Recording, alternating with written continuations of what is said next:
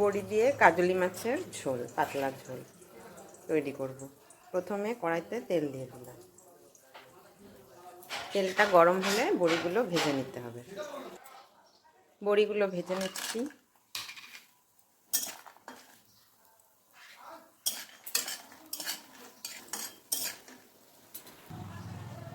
ভাজা হয়ে গেছে, তুলে নিচ্ছি। মাছ ছেড়ে দিচ্ছি।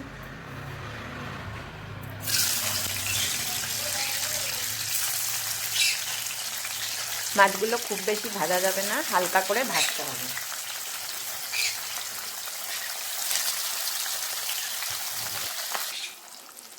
মাছটা ভাজা হয়ে গেল, এবার উঠিয়ে নিচ্ছি। এইভাবে সব মাছগুলোই আমি আস্তে আস্তে ভেজে নেব। ফোড়ন দিয়ে দিচ্ছি কালো জিরা,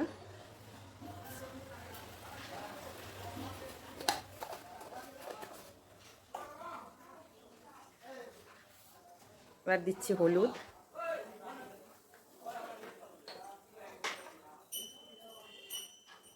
নুন দিচ্ছি,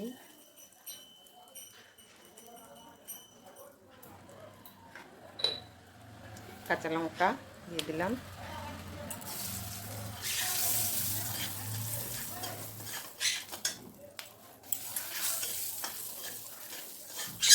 একটু নাড়াচাড়া করে নিয়ে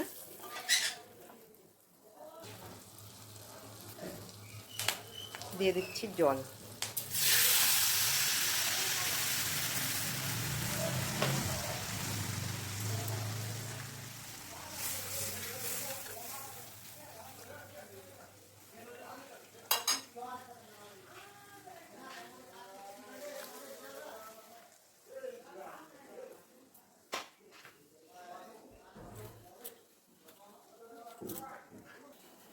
ঝোল ফুটে গেছে, এবার মাছগুলো দিয়ে দেব।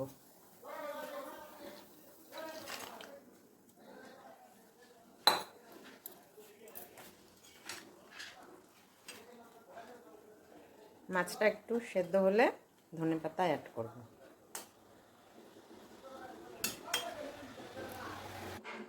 এখন ধনেপাতা দিয়ে দেব।